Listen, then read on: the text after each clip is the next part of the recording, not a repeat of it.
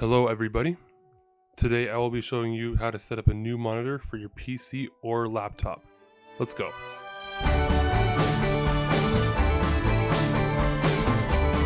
Alright, so to start off, we're going to have a look at the back of the monitor and see what we need.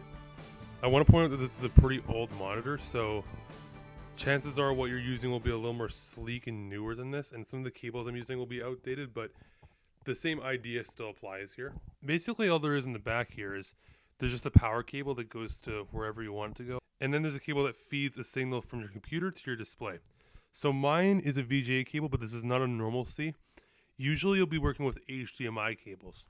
In fact, this cord's so old that I actually had to get a HDMI to VGA adapter to make this even work. So yeah, just replace this with an HDMI and it'll be fine. Now once it's hooked up, there'll probably be some sort of indicator light showing that there's power coming to it. For my monitor in particular, the indicator goes orange whenever there's power coming to it, but there's no signal from the computer. However, if I plug my HDMI cable in, it goes blue when there's a signal. Typically your display ports are on the back of your computer. So right here, we have HDMI right here, and then down here we have VGA because this is an older computer as well. On this laptop, my HDMI cable is right here behind this USB. However, a lot of laptops don't even have HDMI ports anymore, so you may have to go and buy an adapter for whatever device you're using, whether it's Windows or Mac. Especially Macs. Macs have a tendency to be very low on ports, so definitely go and get an adapter if you want to use a second monitor. So there's actually plenty of ways that you can use this second monitor once it's hooked up. So we're going to go through all of those options right now. If we go to the bottom here and we go to multiple displays, there's plenty of ways we can use these displays. Right now I have it set so that it extends. So I can use this one and I can use this one. They're separate screens. Now let's say I'm doing a presentation and I want to have an easier way to show people what I'm doing. I can duplicate this display so that it shows up on this display. So if we click on duplicate, it's going to say, do you want to keep or revert? We'll click keep. And now both these displays are doing the exact same thing. Although unfortunately this monitor has a slightly different aspect ratio than my main one.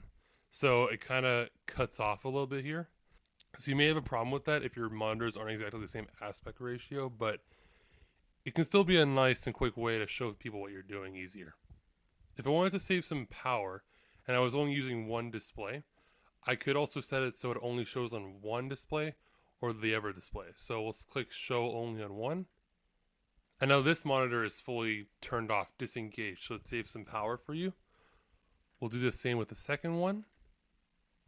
There it is. Keep changes. And now it's only showing on this one. Up here is the place where you can rearrange your displays. So I have it set up so that my second monitor is on the left and my main monitor is on the right.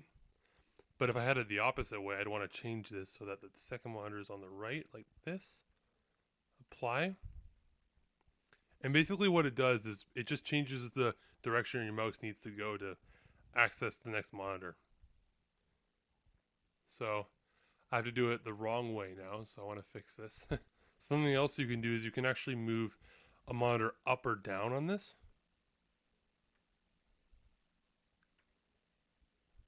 This is in case there's some sort of height difference in real life and you want to replicate that in here. So as you can see on the first monitor, I cannot move my mouse at all to the second one. But if I go to a certain point up here, I can. And then of course each display has its own settings. So you can change the scale, for example. Which are 175, everything's really big now. We can change the resolution of our display to something a little smaller. OBS, please don't break. See here now, everything's a little bit more crunched in. You can change your display orientation depending on how you're using your display. So we can change it so it's portrait mode. Now everything's to the side. Oh, this is disorienting. Jeez. As you can see, I'm now using my display upside down. That's pretty neat. Love that. If you're unsure about which display is which for whatever reason, you can also identify them by clicking on the identify button, and it'll give you a little number here. Number 1 and then number 2 on this one. And that's about it. You now have a new monitor that you can use. It'll make just daily life easier on your computer. That's all from me today. Thank you all so much for watching. Make sure to like this video and share with anybody else who may be interested in doing the same thing. Take care.